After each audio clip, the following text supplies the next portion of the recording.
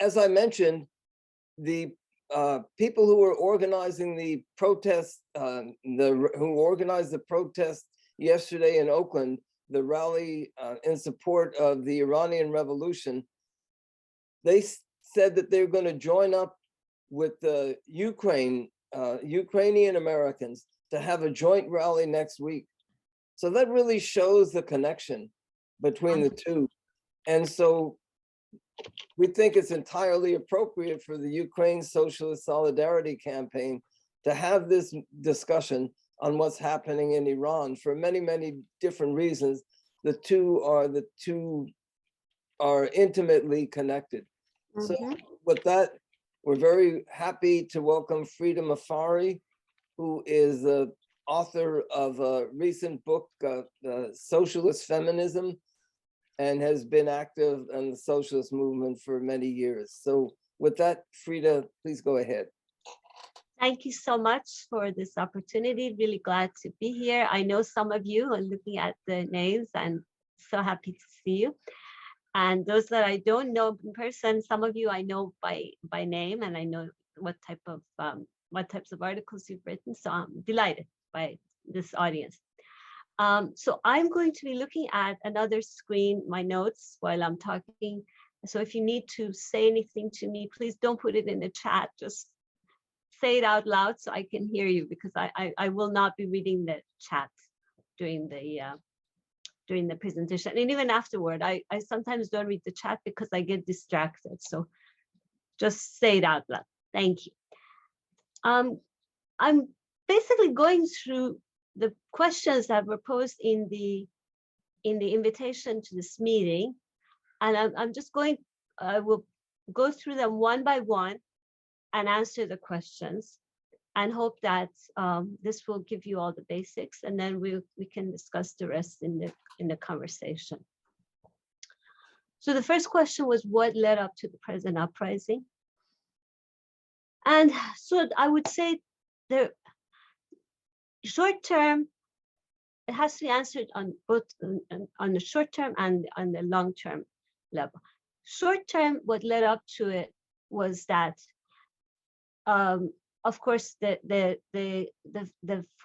forced hijab and the very stringent enforcement of the hijab rule on women, that has been a rule in Iran since the Iranian Revolution in 1979 was taken over by Islamic fundamentalists, and the hijab was made mandatory. But over the summer, the police, the so-called morality police, were and the anti-vice police were told to enforce the restrictions much more stringently, and so they would arrest women for wearing their hijab. By hijab, I mean the headscarf, loosely. Basically, women in Iran, since the Islamic fundamentalists took over, since the Islamic Republic in 1979 and beyond, have been forced to cover their hair, and their clothing has to have long sleeves, long pants. So you're not supposed to see their ankles. You're not supposed to see their arms. You're not supposed to see even one strand of hair. And so that was the immediate reason that led to the uprising. And some very basic facts about the uprising, although most of you know the basics. So Jina Mahsa Amini, who's a Kurdish Iranian woman, was visiting Tehran from Kurdistan. A young woman, 22-year-old woman, was arrested in Tehran after her visit for loosely wearing her hijab. She was arrested on September 13, and then on September 16, the authorities announced that she had died from a stroke. But she was very healthy, and she had no history of prior issues that would lead to a stroke. that and so there were signs of massive beating on her body, and so that led to protests both in Kurdistan and in Tehran, and that set off the uprising that has up to now led to 18,000 arrests. Over 450 people have died, and one moment. Over 450 people have died, and 22 people have been currently indicted as having committed crimes against God. They're called enemy combatants, and the sentence for that is death. Of the 80,000 people who have been arrested, only over 3,000 of them have been identified. So there are many, many more in prison that we don't even have names for. But according to the Iranian Human Rights Organization, Harana, that offers pretty accurate numbers, there are about 18,000. And the protests have been nationwide. They've involved even rural areas, small cities, and mostly youth. The average age of the protesters has been 15.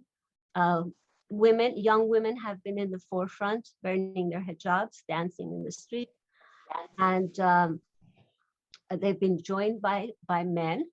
So the protests, while they started in Kurdistan, they've spread to other parts. For instance, the south of Iran, which is an Arab national minority. And then there also the Baluchistan, Sistan and Baluchistan area, which is in the southeast of Iran, bordering on Pakistan, and further north and near the Caspian Sea. And of course in Azerbaijan, which has an Azeri or Turkic population, and of course in Tehran. So they've been nationwide. I can't say that millions have participated, but definitely it seems by estimates that several 100,000 have participated nationwide. And the youth have been in the forefront, both high school students and college students, but the labor participation has been pretty good.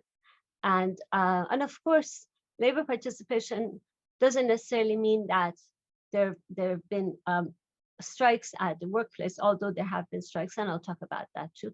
But most of the young people who are participating in these nationwide protests are working class or middle class, who have had such a decline in their standard of living that they're practically working class right now. And so, but I mean, some of the youth have been killed, who have been murdered. They're tailors and butchers and carpenters, and so they do working class jobs, and the young women too. And so in that sense, we've had a very good working class population in these protests. Some other basic facts. We've had the participation of teachers, and some efforts to have strikes by teachers. The repression has been severe. As I mentioned, the arrests, and the sharpshooters aim for the eyes of the protesters. At least 500 people have been either blinded or have had massive injuries to their eyes. So in that sense, this is similar to what the police did in Chile in the 2019 uprising. And some of the women who have been killed the police has then claimed that they either died from strokes or that they threw themselves off rooftops. And so that has also been another common reason given for the deaths of some of the women who were killed by the security police. but the police are now using are now using military grade weapons, especially in Kurdistan. There has been a major transfer of military forces to the Kurdish region, and live ammunition is used on protesters, and the Iranian government has also attacked the bases of the Kurdish opposition in Iraq, which borders Iran, and they've killed at least dozens of Kurdish activists in Iraq, and those is also continuing. So I think those were some of the basics in terms of the facts. Now, let's get to the next question, which is, okay, and then a long term, what led up to the present uprising long term is that since the 1979 revolution was transformed into its opposite, we have had a police state which has dominated all aspects of the lives of Iranians, and and especially since 2009, there have been uprisings in Iran to first to try to reform the Islamic Republic, and that was in 2009, the Green Movement that involved millions of people, but that focused on the demand for the reinstatement of two people who had won the presidential, were front runners in the presidential election, and the opposition to the fraudulent election results. But it did not ask for the complete overthrow of the Islamic Republic. But since 2017, there have been uprisings in Iran that have demanded the end to the Islamic Republic itself. There was one in December of 2017. There was one in November of 2019. And both involved active participation of women. And then the one that we've just witnessed is the one that has been the most sustained and has had the most nationwide participation in terms of location and class and working class participation. And it has also lasted the longest. It has slowed down a bit the past week, so it remains to be seen where it will go. And then I also wanted to give you a few facts about context, and again, some of you probably know these already. Economically, Iran is in shambles, mainly because the Iranian government has been spending most of the profits from the sale of oil for militaristic reasons, for its military participation in Iraq, in Lebanon, in Syria, in Yemen, and now in Ukraine, helping helping Russia with its destruction of the Ukrainian population. Partly because of the sanctions, but mainly because of the militaristic spending and also the spending on the nuclear and drone programs. Iran has really become bankrupt. And of course, there's a lot of corruption within the regime, no doubt about that. They pocket a lot of money, but it's really not the corruption itself as such. It's really the militaristic spending and the nuclear and the missile production and the drone production that is just taking away all the funds that should be spent on infrastructure development and helping the population. So that's part of the context. The other part of it is that during the COVID pandemic, which really has not ended, there was massive numbers of deaths. and the government kept COVID a secret in the beginning. And so a lot of people got sick, a lot of people died, and that we don't even have accurate figures. And the vaccine, they were using the vaccine, Sinovac vaccine from China, that was not effective. And that is when they even did get the vaccine. So COVID has been a major impact, has had a major impact.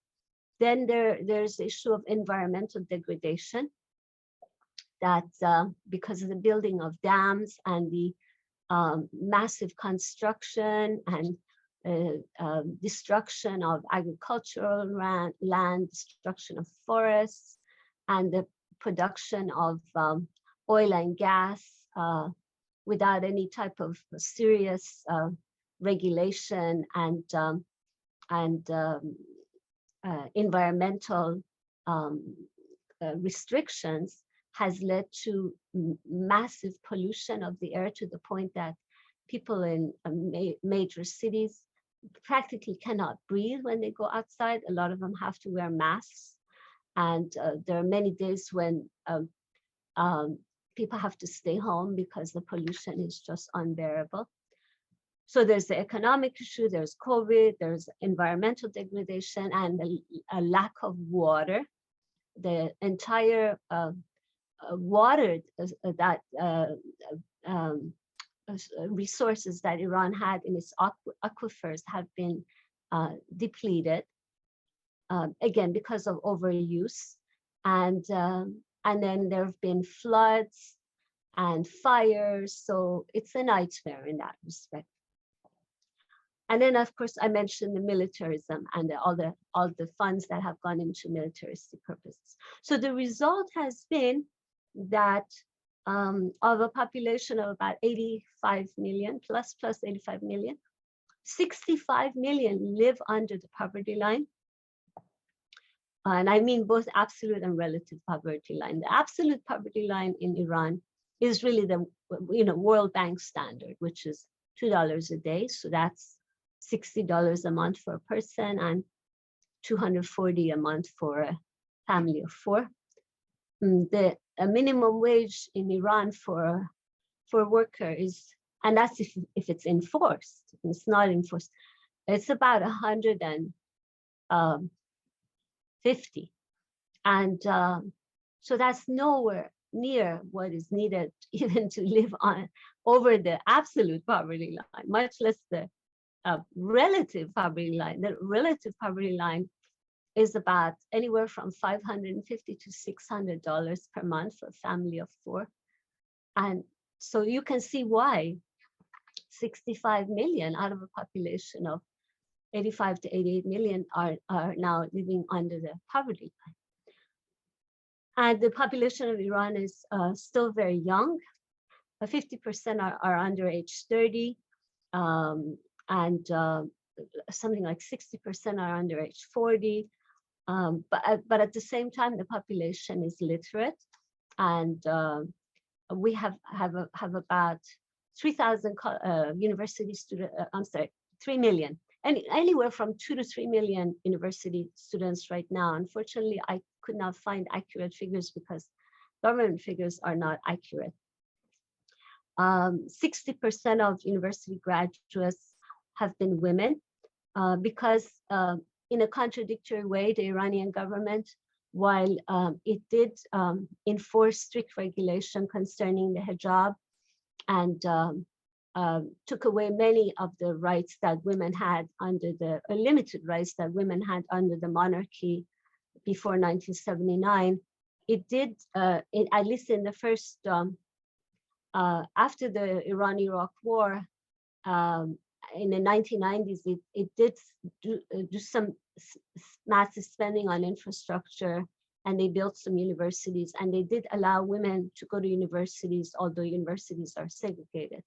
So that, in a contradictory way, led to the greater participation of women in education, and as a result, over 60% of Iran's university graduates are women. Okay, how long have I spoken? It's been about 18 minutes so far, Frieda. Okay, so maybe another 20 minutes, 22 minutes, and then I'll stop. Great. Okay, so I want to say a little more about the role of women. And I've written an article about this, so hopefully that'll get published soon. But one of the questions has been raised, is this a feminist revolution? And I would say there are feminist elements. Well, certainly the fact that women are in the forefront and young women, schoolgirls practically, is really, really significant. The fact that they're taking off their hijabs and burning them and dancing in the streets is really tremendous in a country that has had a religious fundamentalist, misogynist theocracy for an authoritarian system for over 40 years. But I would say we have feminist elements. Some feminists inside Iran themselves say, well, in order to have a feminist revolution, we really need to have a much deeper feminist content for the uprising. But I would say some of the really strong feminist elements or feminist components have been, for instance, the fact that at universities, there's been a persistent effort by students to desegregate cafeterias, to desegregate universities. And that's really significant. It's really in some ways similar to the effort of African American youth in the civil rights movement, and actually only African American youth, but also the non-African American youth who joined them in the civil rights movement to desegregate cafeterias and other places that where Black and white people had to sit and dine separately. So that's a very significant development. And then another I would say feminist element has been that Gohar Eshqi, who's a working class woman, who's the mother of a young worker blogger who was killed by the regime in prison a few years ago. She went on, she publicly took off her hijab in front of the camera, holding a picture of her son, and said, I'm taking off my hijab and I'm not going to accept the religion that's forced on me. So that was very significant, and I would consider that a feminist act. I would say the most feminist expression so far, it has been a series of statements by Baluch women from the province of Sistan and Baluchistan, which borders Pakistan, which is the most marginalized, the most impoverished, the most oppressed, really part of Iran, and its women are even more oppressed, have absolutely no rights. They live under a system that's really similar to the Taliban. And so some of a group of feminist women, Baluch women, named Dasko Haran, has been issuing some statements, and they've been specifically targeting the issue of rape and how a 15-year-old Baluch woman was raped by an army general, and that led to a protest by the Baluch, part of the Baluch population, which in turn was assaulted by the regime. And in that action, over 100 Baluch protesters who were actually part of Friday prayer were killed. This took place 2 weeks after the protests against the murder of Jina Mahsa Amini, the young Kurdish woman whose murder set off the uprising.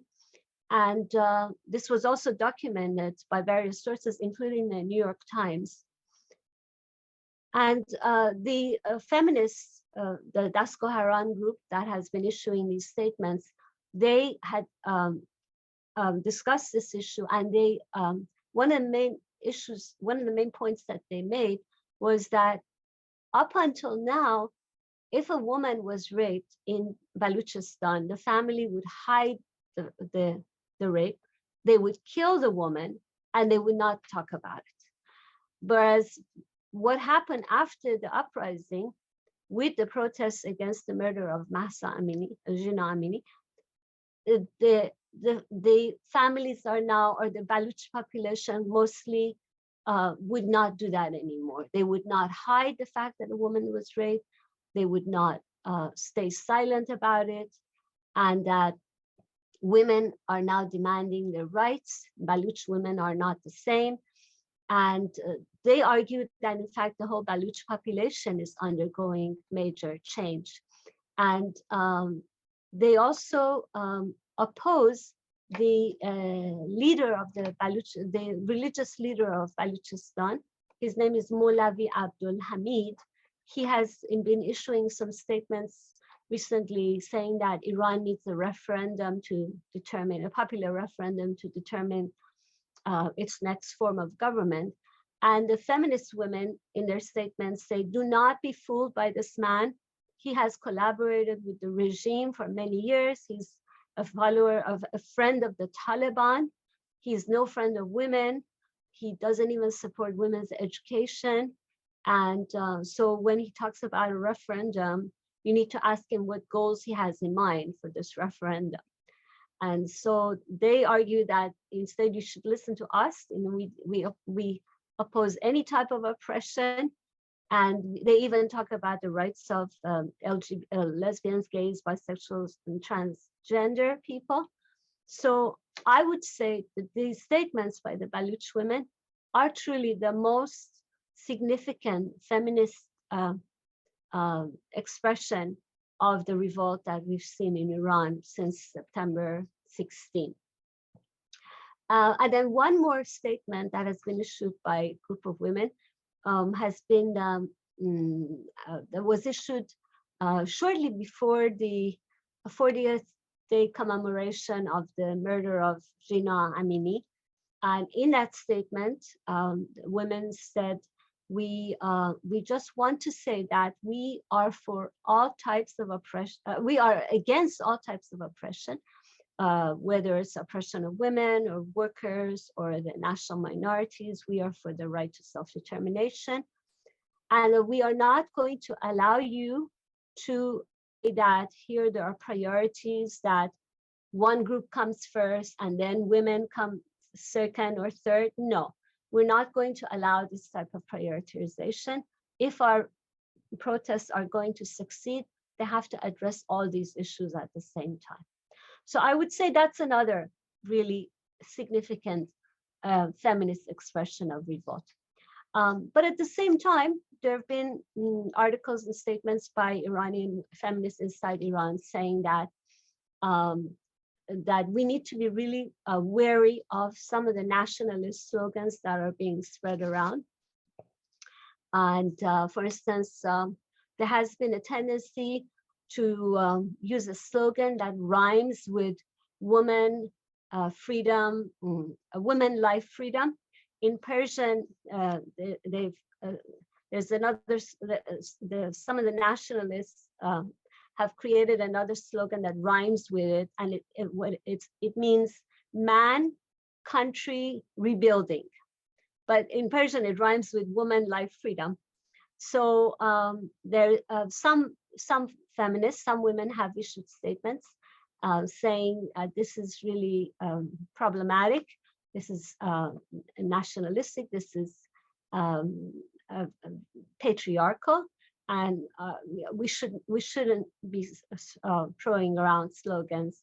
And in fact, they've also criticized some other slogans that they consider to be vulgar, and even the use of the word honor in some slogans, which is very problematic because in Iran we've had many honor killings in the name of honor. The femicide has been justified, defending men's honor. So they're saying beware of beware of the patriarchy, beware of the nationalism, beware of the use of the word honor. So that's why I wanted to clarify that while there have been some very important feminist elements in this uprising, within Iran itself, some women, in fact, many women are saying that we still have a long way to go before we can call this a feminist revolution. Okay, how much time do I have?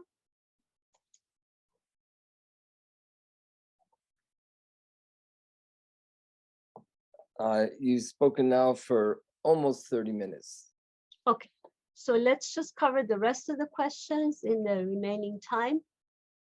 What is the situation for national minorities? What is the role of Iranian labor unions?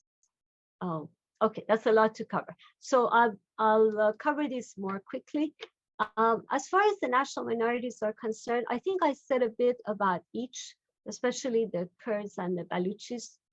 And really the question is that Iran is not a homogeneous, does not have a homogeneous population. It has a Persian population, a Persian-speaking population, but it also has the a Kurdish population of about 5 million in the north. But Kurds also live in other parts of Iran, but that's where the concentration is.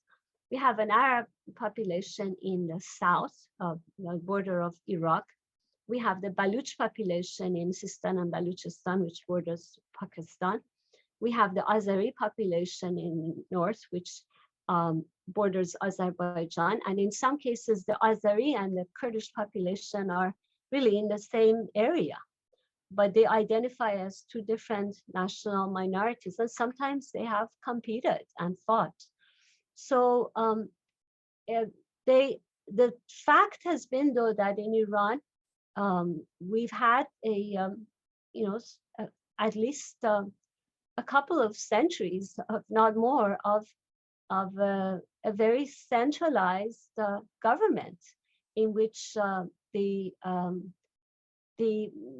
national minorities are considered second-class citizens, and they have no rights. They have no control over the resources of the land they live on. They are not allowed to use their language as the language of instruction. And they are also humiliated, and their identity is degraded in jokes that are said by Persians, and each national minority has a certain label put on it. And so it's a real issue that Iranians need to answer if they want to have a successful uprising and create a democratic society. The issue of the rights of national minorities is a major issue. Now, as far as labor is concerned, okay, we have had some strikes in the past 2.5 months. There have been 2 efforts by oil workers to go on strike. The most radical of the oil workers are the ones who don't have a permanent contract. They don't have permanent jobs. And they are really the bulk of the oil workers. They've issued 2 very powerful statements saying that they support women's rights, that they're opposed to tyranny, that their struggle is not only for economic rights, but for social rights. And so they called for a strike in early October. They had 2 attempts to call for strikes in early and late October. And in both cases, they were crushed. The first time they went on strike in early October, immediately 250 of them were arrested, and most of them are still in prison. The second time, they didn't even have a chance to go on strike. Before they could do that, they were arrested.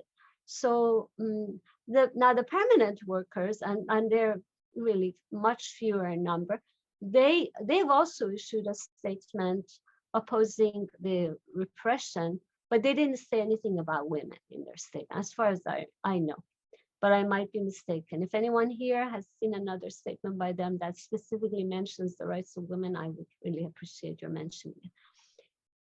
And then there have been strikes right now, currently there is a strike going on by truck drivers in some cities, and that's significant because, as you know, transportation is a major issue for the continuation of any economy.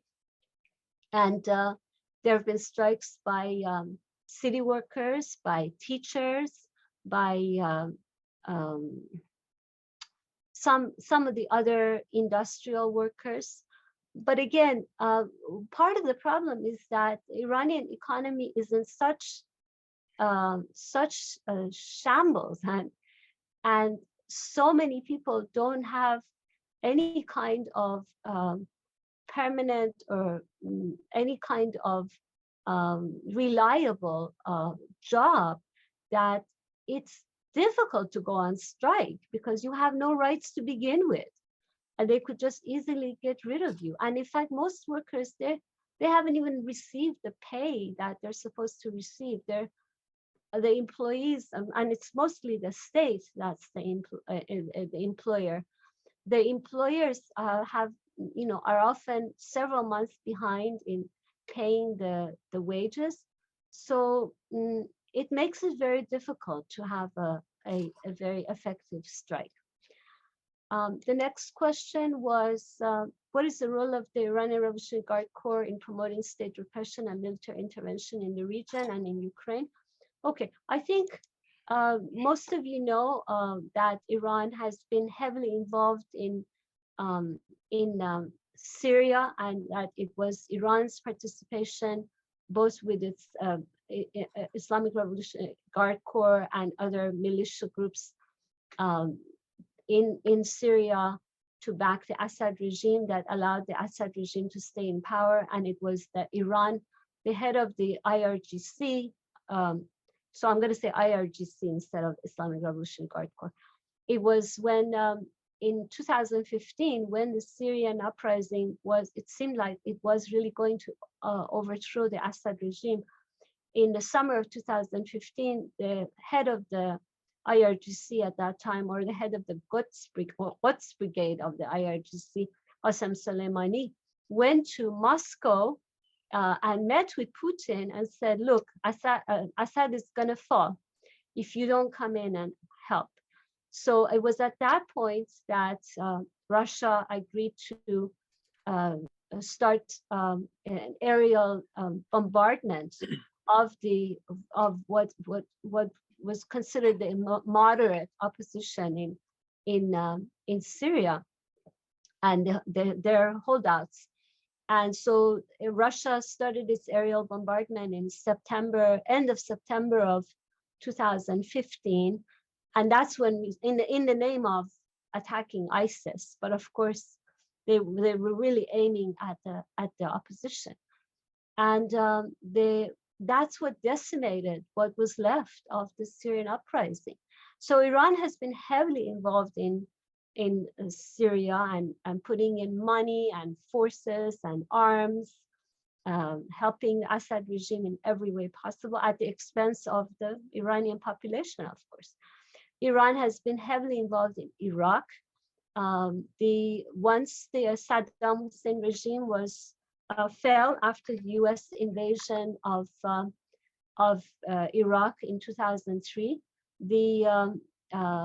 Iran actually was helped by that, because Iran was able to go in and build on its ties with the Shia population of Iran, or the Shia clergy, and it created this very sectarian Shia-ruled government that then started to really take away the rights of Sunnis, who had themselves been the majority in control before that. And I'm not saying that they hadn't committed crimes and they hadn't discriminated against Shia, but then it became the opposite. now it became the Shia discriminating against the Sunni, and it really created so much sectarianism and disorder in Iraq. And they also imposed strict rules on women, taking away even the basic rights that women had under the Saddam Hussein government, which was a pretty horrible, murderous regime to begin with. So there's Syria, there's Iraq, of course, Lebanon. Iran has been involved in Lebanon since the Iranian Revolution was transformed into the Islamic Republic. Iran has had ties with forces in Lebanon, and it sent militias to Lebanon. Iran created the Hezbollah in Lebanon. Hezbollah means the party of God. So Iran has been very involved in determining the course of politics in Lebanon for 4 decades.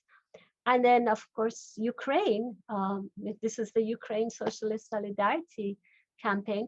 Iran has been selling drones and ballistic missiles to Russia.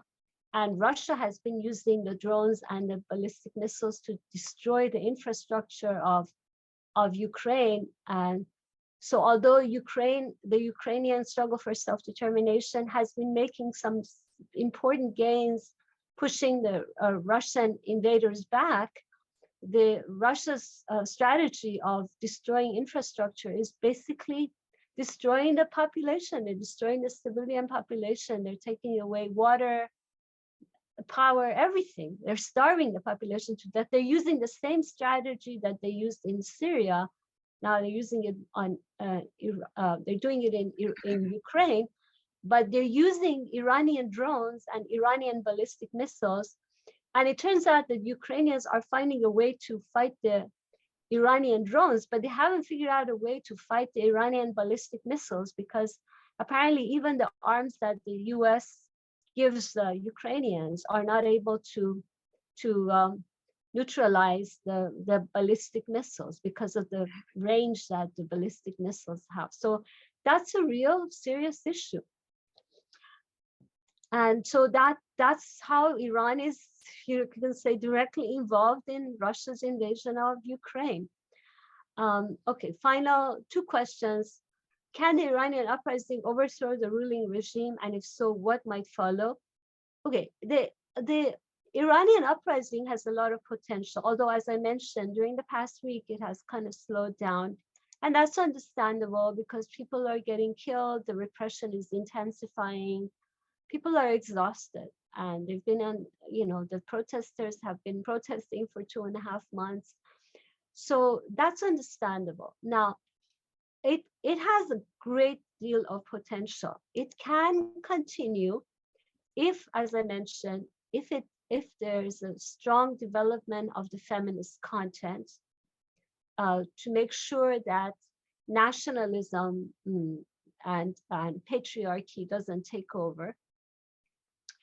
It can continue if the rights of national and religious minorities are addressed. And by religious minorities, I mean the Baha'is and the Sunni who are discriminated against. The Baha'is especially because they are not considered even a valid religion under Islam. They're considered enemies of Islam because they're a group that emerged from within Islam. And so for them, for the Islamic Republic, they're considered direct competition. They're a group that offers ideas that for them are for the most part very humanitarian and defend women's rights and education. So in order for the uprising to move forward, there has to be a way of addressing the rights of national and religious minorities. With national minorities, I mean, most of them have for the recent past suggested a federalist alternative in which the groups like Kurds, Azeris, Arabs, Baluch, they have control over the resources in the region, and of course come together in a federal system and coordinate everything, and that they also would have the right to use their language, whether it's Kurdish or Arabic or the Turkish that the Azeris speak, which is different from the Turkish in Turkey, and the right to speak their language, to use their language as the language of instruction. These are the basics that they're asking for. They're not asking for separation from Iran. But even those basics are usually dismissed by the majority of the Persian population. The uprising can move forward if labor struggles are addressed, if the right to strike is addressed, if the militarism ends, so that the resources of the country can be directed towards the population and infrastructure instead of building arms and drones and missiles and building a nuclear program that's both dangerous and also not needed in any way by Iran. If that ends, there can be funds that could be directed toward the population in a very immediate way.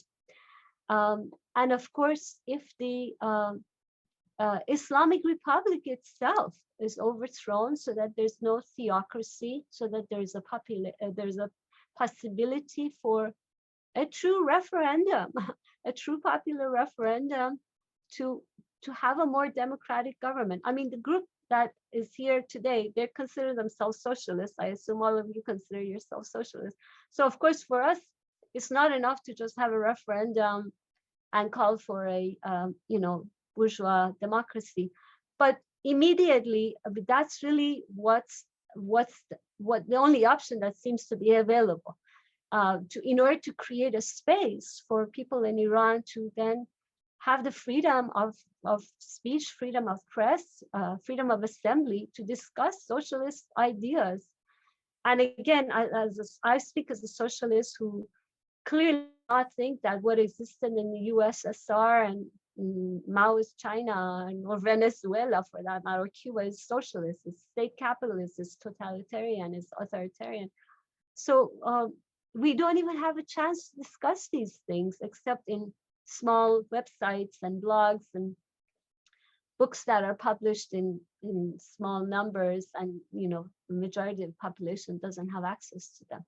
So if these issues are addressed, then there is a possibility for moving forward. And of course, we need a great deal of international solidarity in order to get rid of the Islamic Republic, in order to create the possibility for a democratic existence that allows us to then move forward and have further international dialogue about the vision of the future. And finally, how can feminist, anti-racist, labor, and socialist activists around the world help the Iranian uprising and each other's struggles? I think in relationship to Iran, the most immediate thing is that international solidarity needs to demand the immediate release of the political prisoners, because so many of the people who can be leaders in the current uprising are in prison, or if they're not in prison, they're under house arrest, or they have had to put up their family's home up as bail money in order to stay out of prison. And if they do anything or say anything, the house or the whatever they put up would be confiscated. So that's the most immediate thing, to allow these political prisoners to come out. And that includes a lot of feminist leaders to be able to speak out, to help the movement go forward. So I would say that is the most immediate way in which international solidarity with Iran can help Iranians. And then on the part of the Iranians, I would say that the uprising really needs to be have a lot more of an anti-militarist content, in the sense of speaking out against Iran's intervention in Syria and Ukraine and Iraq, They have been mentioning Syria and Iraq and Lebanon. They have been mentioning that, but I haven't really heard much except with the diaspora demonstrations calling for solidarity with Ukraine. When it comes to the demonstrations and protests inside Iran, I haven't heard much about Ukraine, but maybe I'm wrong. If there's anyone here who's heard otherwise, please let me know. But yeah, Ukraine needs to be a major issue within the Iranian protests and solidarity with Ukraine. I myself, I've tried to do my part by having a panel solidarity with Ukrainian feminists, Ukrainian Russian feminists and African American women. And the Ukrainian women also issued a statement in solidarity with Iranian women. That statement came out about 3 weeks ago. It's a powerful statement and draws connections between the struggles in both countries. And I would like to go ahead and write an article in preparation for the first anniversary of the Russian invasion, and say something about how we need to be a lot more vocal about the solidarity with Ukraine inside Iran. But so that's, I think, would be a real immediate issue on the part of Iranians. And then one more point that I wanted to single out in terms of international solidarity is that of the protests in China against the lockdowns, the COVID lockdowns, that made references to Iran. There were slogans about how we are in solidarity with Iran. There were also references to Ukraine and opposition to Russia's invasion of Ukraine. But it really struck me that some of the young people who were involved in the protests in China against the lockdowns are drawing connections to Iran and saying, we support the Iranian youth. We too want freedom. So it's really wonderful to see, and the Iranians need to build on that. And I will stop here, and I'm sorry I spoke for so long, but I look forward to your questions. Okay, well, thank you very much, Frieda, for this thorough presentation. Okay, go ahead, Simon. Okay, I'll try to be very brief. Just two questions and one comment or remark. That you mentioned quite a lot about the minority groups that are involved in the protests. We also, even in my country, we heard a lot about the Baluchis and about the Khuzestani Arabs or the Kurdish community who are protesting. But you mentioned the Azeris. I want to ask if you've seen any reports about the protests in the majority Azeri areas in Iran, and also about the religious minority. You mentioned Baha'is, but also Zarathustrians or the Christian minorities like the Assyrian Church or the Armenian Church. Is there any information about the involvement of the religious minorities in this protest? The second question is about the left in Iran. I'm not sure, but I think it's mostly the immigrant, the groups that are and the diaspora groups are the left is the diaspora groups. There's not a big amount of leftists in Iran left, I guess, openly leftist. But are you aware of any statement of the left or like Tudeh party or the Hekmatist or any Kurdish leftist parties on this recent protest? And just one remark, because I wanted to ask, but I already answered that question about the how does the Iranian protesters respond to Ukraine? It looks like nothing is happening.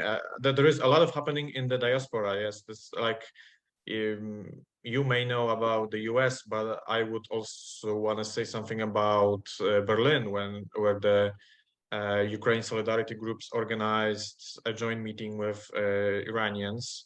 And I think it's very significant because in Berlin, there was one of the biggest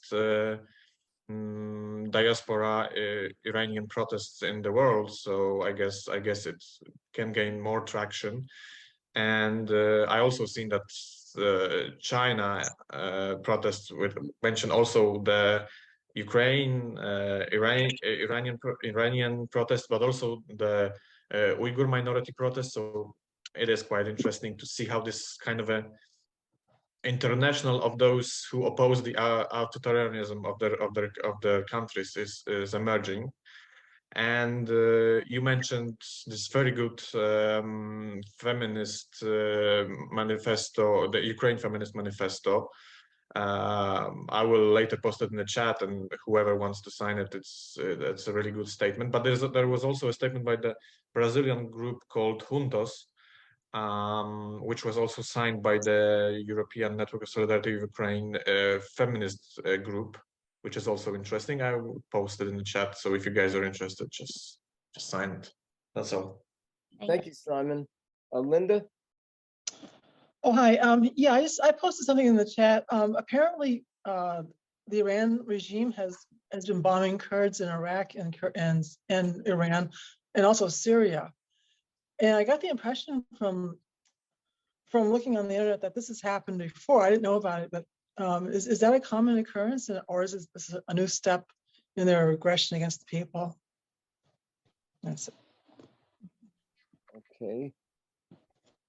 If there's no further questions right now, then maybe Frieda, you'd like to comment on, oh, hold on. So Mudassir, you had something that you wanted to raise? Basically, my first question is going to be, what is the real flag of Iran? First point. And is this revolution going to bring about an end to one theocracy and replace it with another, like what we saw it in the Shah's rule? Because what I feel is like what ma'am said, okay, like she was talking about the Sunni Baloch clerics and things like that, and about the conservatism. But don't we think that we will be replacing one autocracy with another if we like say, okay, now we say secularism is a good idea because state religions don't work that much. But what I'm trying to say is it must not be to such an extent that radicalism takes ground.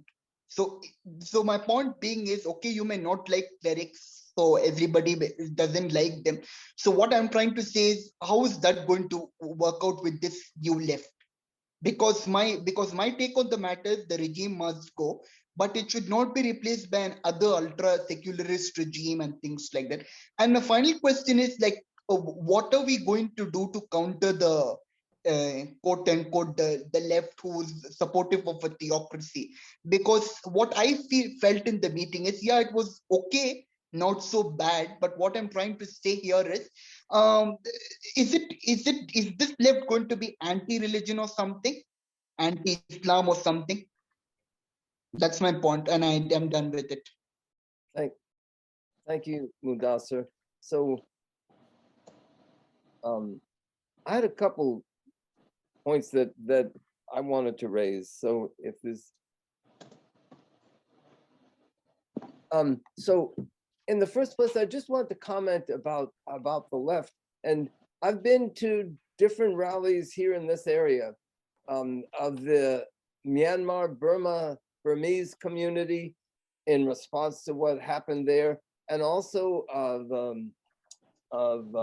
Belarus community, and also some of the Ukrainian community here. And the thing that I noticed at the rally yesterday of the Iranian Americans is there was much more of a left feel to it than in the other protests. And I think it was very significant that they have contacted the Ukrainian community here in this area to have a joint rally. I wanted to raise one issue about the Revolutionary Guard, and I want to raise that in relation to what we saw in Myanmar, Burma with the coup there. And you have a military there that in some ways is similar, as I understand it, to the Revolutionary Guard, in that, in a sense, they're their own wing of the capitalist class. They have their own industries, and the military, or at least a wing of it, is very privileged there. And what we saw was that unless you're able to break that and break a layer of the rank and file away from loyalty to the regime, it was, well, the inability to do that, it made it, you know, very difficult to stop the coup there. And as I understand it, it's a similar situation with the Revolutionary Guard, where they have their own, as I understand it, they own, more or less own the oil industry amongst others. So my question is, what are the perspectives for breaking a significant wing of the rank and file of the military and of the Revolutionary Guard, breaking them away from loyalty to the regime? Finally, I just wanted to say, in relation to what Mudassar raised, I mean, we really see ever since the Sykes-Picot Accord of, what was that, 1916, that capitalism has been a disaster in Iran. And you had the revolution in 1979 that attempted to establish democracy, and we see the result of that. So it seems to me that on all the questions, from women's rights, the national question, workers' rights, and all of it, that it has to, that the issue of socialism and the overthrow of capitalism is directly related. So if nobody else has any issues or questions to raise, then Frieda, maybe you'd like to, oh, Cheryl, Sure. okay. But, you know, I just wanted to make a comment about, you know, solidarity, you know, organizing solidarity with the Iranian uprising. And it's not a question for Frieda necessarily, so it could wait until after she answers Okay. the questions. Sure. Is that- Well, I see Cheryl and Walter have their hands up. Frieda, maybe you want to comment on what's been said so far, and then we'll get to Cheryl and Walter. Okay, no problem. So I'm going to go through the questions in order. Minority groups, what about the Azeris? Yes, the Azeris have also been involved, and not in as huge a number as the Kurds and the Arabs and the Baluchis, but the Azeris have also been involved in the, and there have been protests in Azerbaijan for sure. Then what is left of the left in Iran, and what have been their statements? Well, as you know, some of you might not know, after the 1979 revolution, in the beginning, a large part of the left suggested being silent about the dangers of the Islamists, because they thought the main enemy was U.S. imperialism. And so when there were women's protests on March 8, 1979, opposing the Khomeini's declaration that the hijab should be mandatory, and when there were protests by the Kurds, there was really a mini uprising by the Kurds in the spring and summer of 1979. Those were all crushed. The women's protests were silenced. The leftists suggested that women go back home and not make a big deal about the hijab rule, because they thought that the threat of US imperialism was greater. And they also thought that they could use the Islamic fundamentalists to get rid of, to gain support, to get rid of the monarchic influence, and then they could take over themselves. But of course, they were the ones who were taken over, because that whole strategy is really unprincipled and unethical, not to mention anti-counter-revolutionary. So the majority of the left, and then of course the leftists were arrested en masse in the summer of 1981, and then that's when the repression in Iran really got to be full-blown by the Islamic fundamentalists. And then in 1988, there was at least several thousand leftists, and also some, including, and also a large number of the followers of the Mujahideen Khalq were executed in Iranian prisons. In the period after the revolution, as the repression intensified, many leftists had to flee. They went into exile, and so the left in Iran is small, but it does exist. and it has, for the most part, in the past 20 years, it's the best thing it's done has been to translate some works on Marx and Marxism that are not Stalinist and that have exposed the Iranian young population to a different conception of socialism. There are, of course, Iranian leftists abroad who have been able to issue statements, who, for the most part, supports the uprising currently. But as far as the and then within Iran, another important fact is that there are connections between the leftists and the labor activists. So, for instance, the Haftape sugarcane workers or some of the oil workers, they are in connection. They have some communication with leftist activists, and so they are definitely interested in socialist ideas. I can't deny that.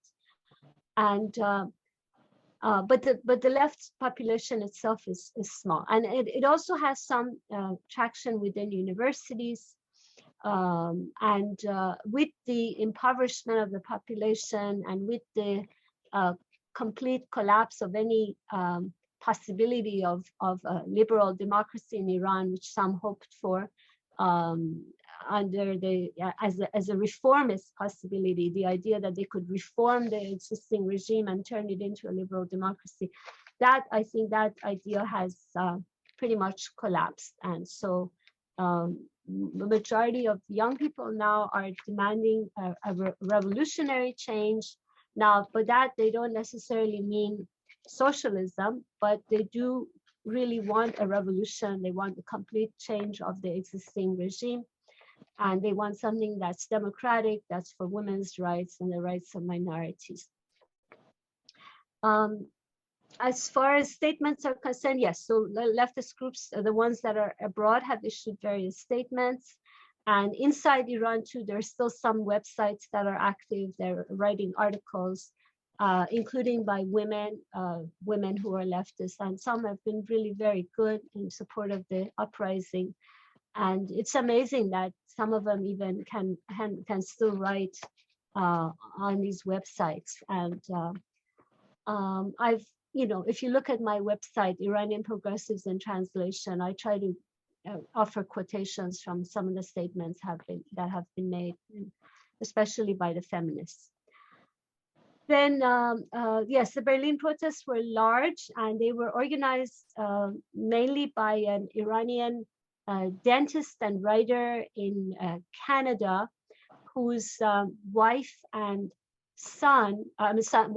daughter were killed when the IRGC shot down a Ukrainian plane over Iranian air that when it was trying to take revenge against the US's assassination of Qasem Soleimani, the head of the IRGC. That happened in the January of 2020, when shortly after Qasem Soleimani, who himself was a butcher, and as I mentioned, he was directly involved in the Russia's involvement in bringing Russia's missile strikes into Syria. After Qasem Soleimani was assassinated by the US through a missile strike, Iran took revenge, but in the course of the revenge, they actually shot down an Ukrainian plane carrying mostly Iranian passengers. And so the wife and daughter of this Iranian dentist / writer in Canada were on that plane. And so he became, very involved in opposition to the regime from exile.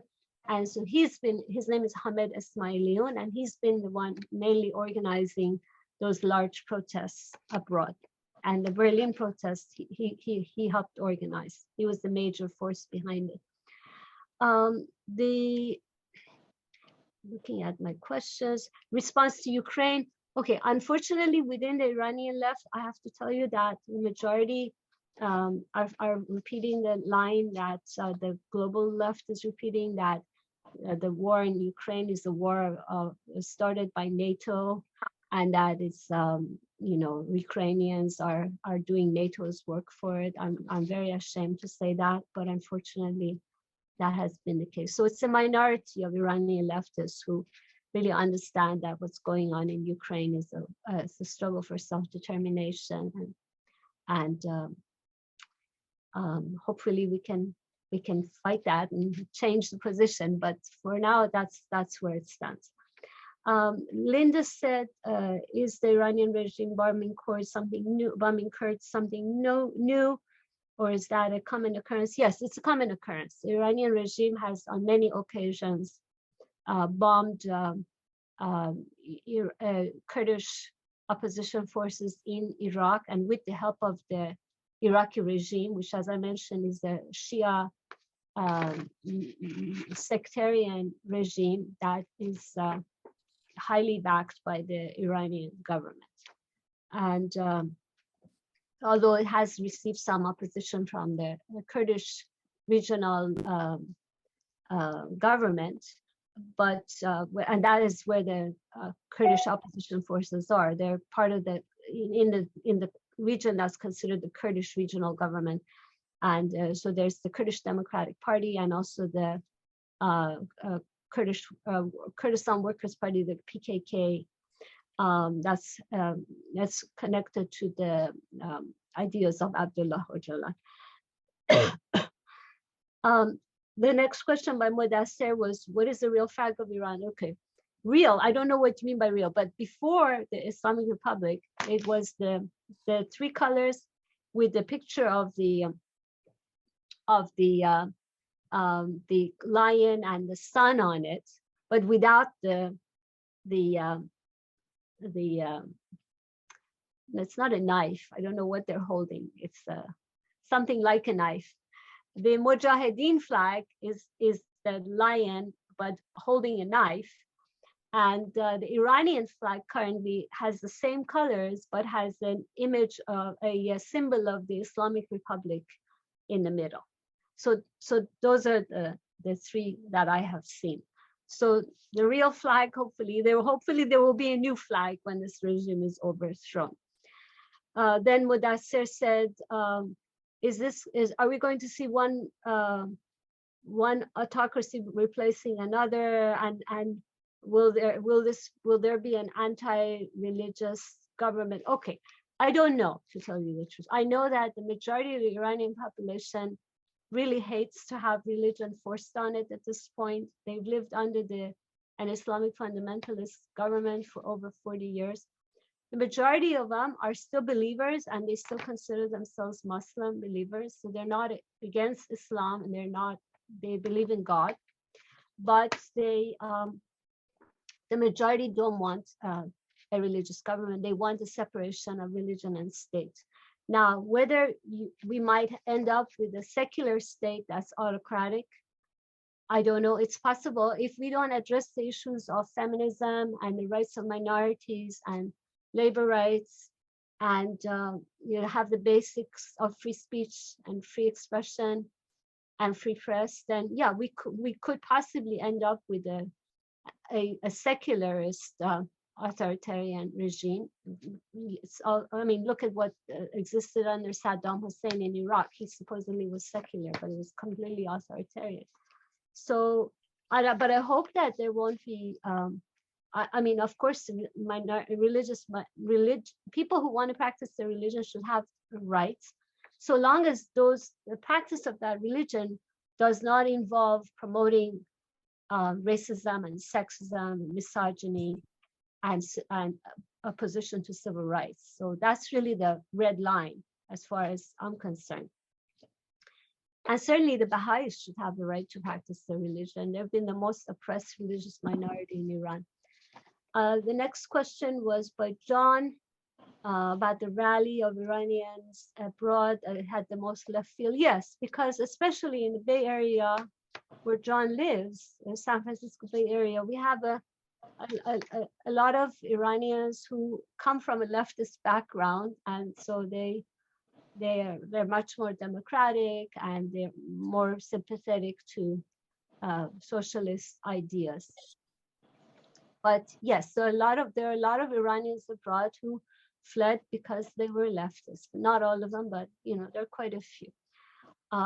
Then the next question by John was about the Islamic Revolutionary Guard Corps, a similarity to the Burmese military that's very privileged. And he said, can you break off a layer of it? Okay, I think that first of all, the IRGC,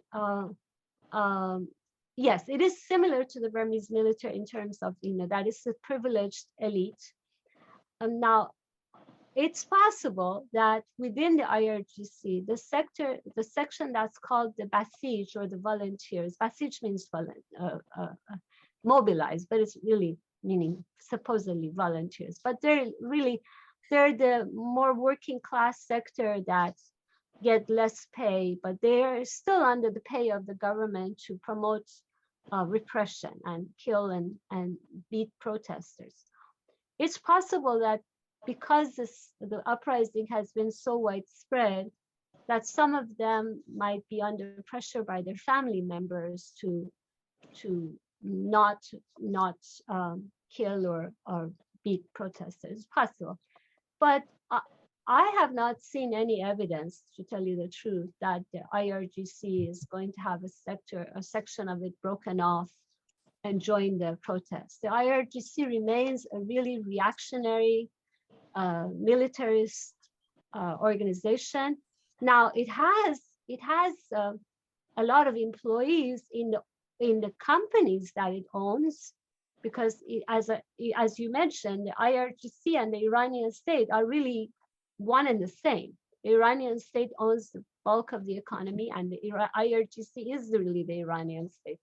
So it's possible that the employees of the companies that it owns, some of them, once they lose their jobs and they lose their privileges, they will join the movement.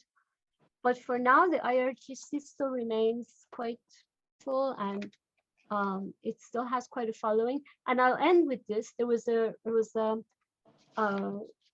online referendum conducted by an Iranian Persian language website in Holland, Zamaneh, which has a lot of readers inside Iran. And it mostly has very, leftist bent, human rights, women's rights, LGBT rights. They asked, they put out this question saying, what do you want for the future of Iran? Do you want a monarchy? Do you want Islamic Republic? Or do you want something, a democratic, secular state? So the responses they got was 10% for the maintenance of the continuation of the Islamic Republic, and 25% for monarchy, 5% other, and 60% democratic republic. And I think that's a pretty good estimate of where the population is in Iran. So 60% of Iranians want a democratic, secular republic. Thanks, Frieda. So Cheryl, you're gonna have to unmute yourself. You're next. And Yeah. First up, Frieda, thank you for a really interesting and informative presentation. I learned a lot. And I'm glad that we have this recorded so we can share it with other people. There is an International Day of Solidarity with Ukraine planned for February 24th.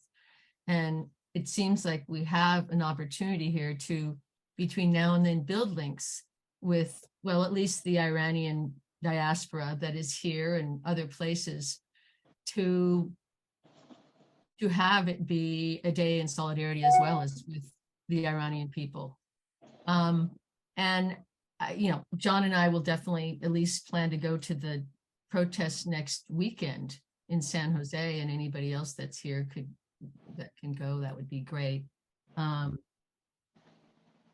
Your description of sort of life and the conditions in Iran today could be a laundry list of the ills of capitalism.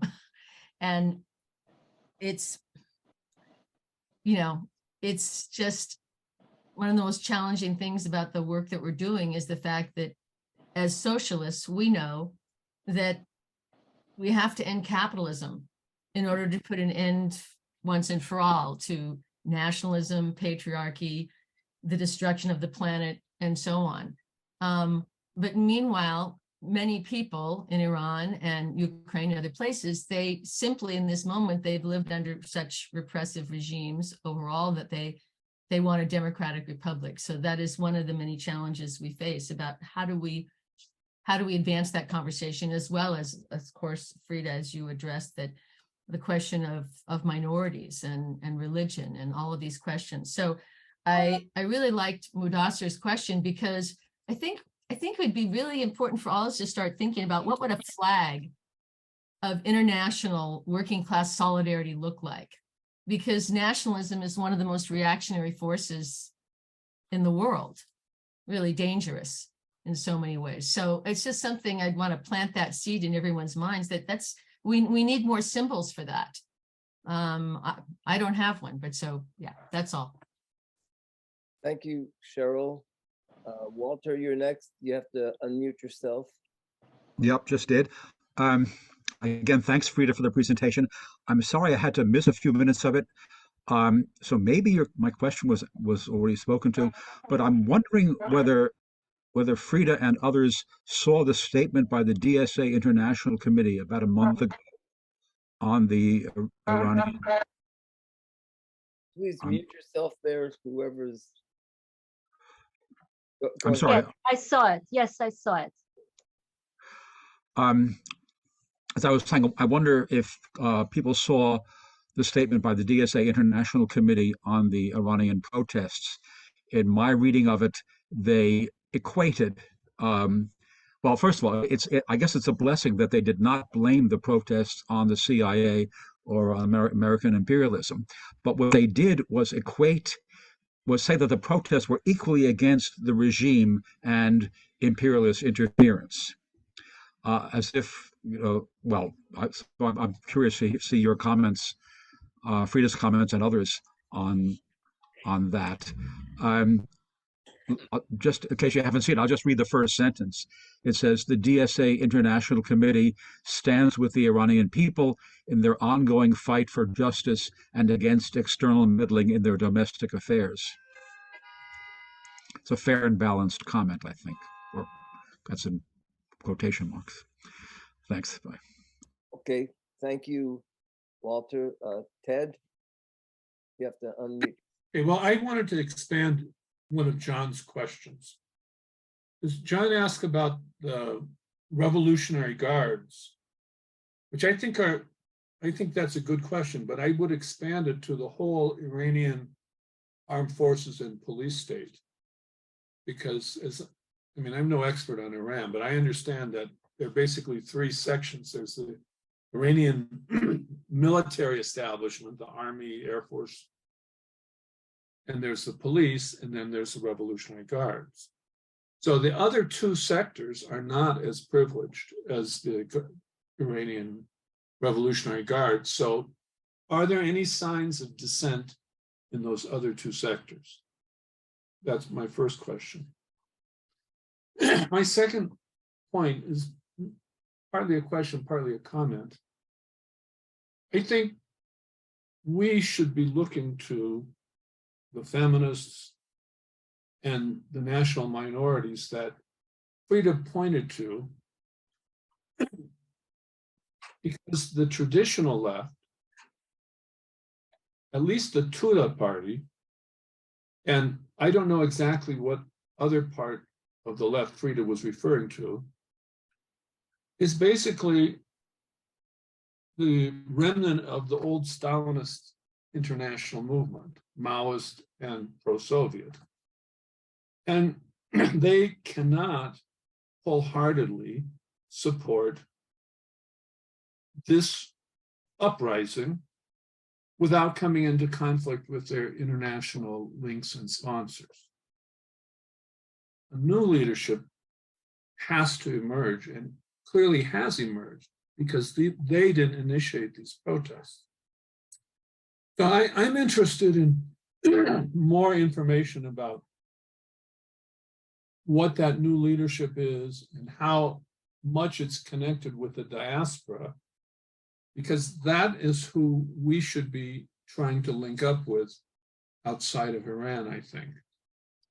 And I completely agree with Cheryl and John about including the diaspora, the Iranian diaspora, in whatever we organize for February 24th. I'm done. Thank you, Ted. Linda? Yeah, I just spotted in the New York Times this morning that the religious police have been abolished by the Iranian state. It didn't say anything about the rules and restrictions being abolished too, but you know, they've shut down the enforcement mechanism for those rules. So that's my comment.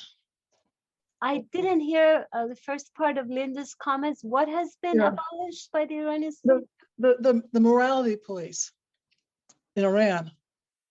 They've been, yeah, I can read it. It says, oh, come on, you get over here. Let's, Did you catch it that time, Frieda? yeah, it says, Yeah, Iran, I haven't heard that. yeah, Iran shutting down morality police. The move appears to be a concession to the protest movement. Iran has abolished the morality police, according to remarks of the Attorney General carried on state media following months of protests.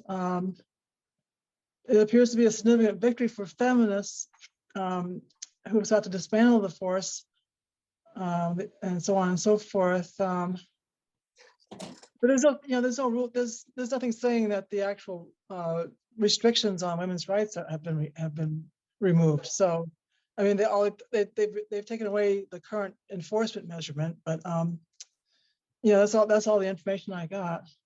Okay. All right, Stanley, I see you have your hand up. The influential old left group Code Pink says the only thing we can do for Iranian women is to get rid of sanctions. And I'd like to hear your comment on that. Oh, yeah. And then I'd like, I want to also note that our campaign to stop the import of Russian uranium has started with a petition, and I'll put that information in the chat. Thanks, Stanley. Is there anybody further that wants to speak? If not, I would just like to make one response as far as Code Pink, which has a long history of organizing Iran government-sponsored tours in Iran, and meeting with war criminals there, and it's directly connected to the fact that their apparent financier, Neville Roy Singham, is basically a Chinese connected capitalist. So if there's nothing further, does anybody else want to make any short comments if they've already spoken, or anybody else have any further questions? If not, then Frieda, if you want to respond to those and just kind of give a final summary of, you know, anything further you'd like to add, or to summarize what we've done so far. Sure. So again, I'm going in order. Cheryl, I think it's great that you're trying to connect the Iranian and Ukrainian activists together. It's wonderful, and please keep me posted. I'm trying to do that too, so we can help each other. And the question from Walter and Stanley, I think those are interconnected. Yeah, so Walter, yes, I did see the statement by DSA International. Yes, I would say that the majority of Iranian protesters are opposed to both the Islamic Republic and they don't want any imperialist intervention. And that's been evident in the slogans. And as I mentioned, based on the referendum done by Zamaneh, maybe 25% of the population want monarchy back, but that's certainly not the majority. And but as far as okay, DSA statement and also what Stanley said about Code Pink saying that the only thing we can do is to get rid of the sanctions on Iran. The DSA statement made it seem like Iran's ills are all related to the U.S. sanctions, and that's really incorrect. Now, I think the sanctions have been really harmful for Iranians, unfortunately, because so much of the Iranian economy is run by the IRGC. And also because the IRGC has been using the sanctions to then promote its own way of its own trafficking and its own ways of bringing in goods and selling them at really high prices. And but Iran's economy, as I mentioned, is in shambles because the bulk of the oil revenue has been spent on military purposes and on a nuclear program, a missile program, a drone program. That's why Iran's economy is in shambles. And Iran is in major trouble because this rapacious capitalist development over the past 40 years has totally damaged the environment and really decimated its aquifers, its water resources, and polluted its air to the point that it's not breathable. So those are the major reasons for Iran's troubles. And to say that it's all because of sanctions, and I think they had also mentioned, the history of US imperialism, and that's why Iran is still suffering. Okay, Iran did suffer from US imperialism, no doubt about it. But also British imperialism and Russian imperialism. Russian imperialism had great influence in Iran. 1906-11 constitutional revolution was partly against Russian and British colonialism. They don't mention that. But I think that at this point, there are differences among Iranian opposition on the question of the sanctions. Some still believe that the sanctions should be removed. Some believe that if the sanctions are removed now, by sanctions, I mean the sanctions on the IRGC, basically, because that's really what the bulk of the sanctions are aimed at. Some believe that if the US government removes the sanctions, that would strengthen the IRGC, that would open its hands for further repression. Frankly, I can understand both views. I think that I wish there was a way to remove the sanctions and help the Iranian people, but also keep the sanctions on the IRGC. So that's what I would advocate. I think that we should have more sanctions on IRGC members and the people that are known criminals and war criminals. But I think that we should find ways of removing the sanctions that whose removal would actually help the Iranian population. For instance, making access to the internet more possible. For instance, allowing for more food and medicine to be sent to Iran.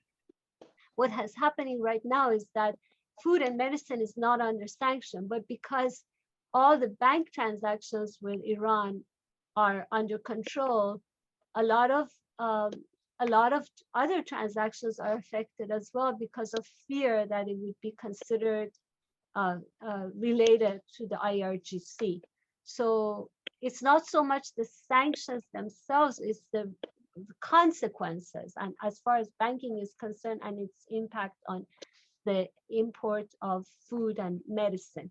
So I think we should have a selective approach to the sanctions and find ways to promote the sanctions that are stopping the IRGC, but remove the ones that are possible to remove to help the population.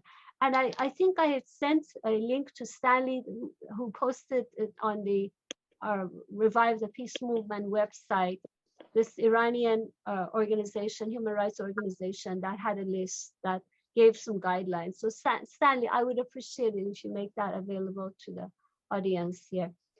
And then finally, the question from Ted about the, okay, Iranian military police IRGC. Yes, I would say that among the conscripts, the people who are forced or who are drafted, yes, they are not with the IRGC. They are basically Iranian youth who have to perform military service, and of course, many of them, if they already don't have sympathies for the movement, they will. But so it's really, we're talking really about the IRGC and the police that are directly benefited by the state, that are part of the elite. And when I say benefited by the state, they don't just get economic benefits. What the Iranian government did, what the Islamic Republic did, was once it came into power in 1979, and once it started putting all the leftists in prison, it claimed that if a woman has been arrested and is about to be executed for being an enemy of God, and that's the label they use, the woman should not be executed as a virgin, because if she's a virgin, she will go to heaven. So the guards would do Islam an honor if they rape the woman before she's executed, to make sure she doesn't go to heaven. And so they gave sexual benefits to prison guards to rape women. That was a really, really important way in which they gained support for themselves among men. They also changed the rules, some of the basic rules that we had even under the monarchy, the reforms that had given women rights, for instance, protecting a woman against a man taking on more wives without her permission, or they also really made the sigra, or temporary marriage, which can last anywhere from an hour to months. They made that much more available, much more possible. So they gave all these sexual benefits to men. They gave the right to guardianship. They said that a woman cannot travel without a male guardian's permission. A woman cannot gain employment without a male guardian's permission. That could be brother or father or husband. A woman cannot get a divorce without the husband's permission. The woman can never gain custody of her children without the husband's or husband's family's permission. So they took away all these rights, the basic rights. They gave them to men, and they gained support from men. So when you were talking about the elite, the IRGC being an elite, the police having privileges, sexual favors have been part of those privileges. Now, Ted said that the traditional left is basically the remnants of the old Stalinists. Yes, the traditional left is basically the remnants of the old Stalinists, the pro-USSR, pro-Maoist China. But even within some of the traditional leftists, some of them still support the current uprising because they don't want the Islamic Republic. But you're right that the ones that this campaign, this Ukraine Social Solidarity campaign, can be in dialogue with are the ones who are not Stalinists, who don't support Putin or Xi Jinping, and don't support U.S. imperialism either. And then these are the people that we can be in dialogue with. Unfortunately, within the Iranian population abroad, the leftists are much older because they've come here from Iran a long time ago. It's really within Iran that I think the greatest potential lies, among the young people.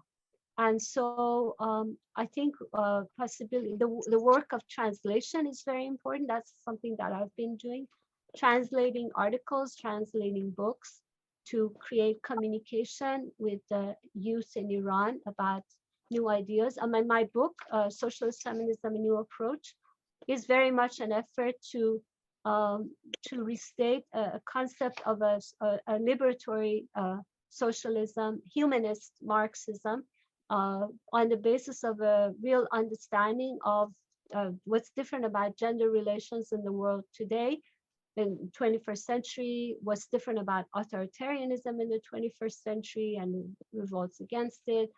I take up 4 different theories of gender oppression, and I discuss socialist feminist views of alternatives to capitalism, both economically and philosophically in terms of overcoming domination. And I could not have written that book had I not been an Iranian feminist, had I not seen what happened to the Iranian Revolution, how it was transformed into its opposite, had I not had the work of international, had I not been engaged in the work of international solidarity over the past 4 decades.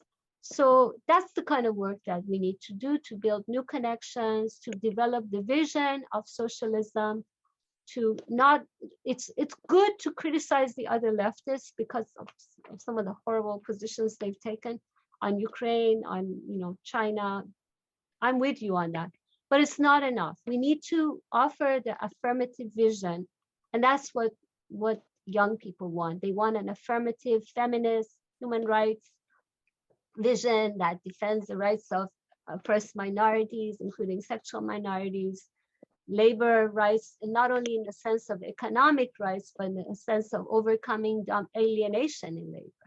These are the issues that we need to address. And thank you so much for giving me this opportunity. Well, thank you so much, Frieda, for your presentation. And I'd like to thank everybody else for participating. A couple concluding things. First of all, let's see. I'm trying to. You have to stop. It's can't not see it. working. I was trying to hold up Frieda's book. Well, I'm going to put a link to it in the chat. Thank you. Okay. Thank you. Yeah, I put a link to Frieda's Okay. blog. Oh, also here, I have a couple of web sites. Let me give you the links to those too. I'll put that in the chat. It's Iranian Progressives in translation, Yeah. and it's socialistfeminism.org. I was going to mention also that Frieda does a blog, IranianProgressives.org. I put that. I already put it in the Oh, chat. I I saw didn't see it. it. no, I it's wasn't fine, looking at the chat. Would you please put a link to saw your it. book, though? Frida, put a Yes, link to it. yes. Okay, but John, go ahead. Sorry. Actually, if you go to my blog, my website, socialistfeminism.org, the link to the book is there. I also, by the way, I have a study guide for the book that's online, that's available for free. It has the key terms and study questions and ideas for activities related to each chapter. And a lot of people have told me that they love the study guide because it shows that this book isn't only about theory, it's about practice. And so take a look at the study guide. Thank you. So, Again, I'd like to remind everybody this has been a forum organized by the Ukraine Socialist Solidarity Campaign.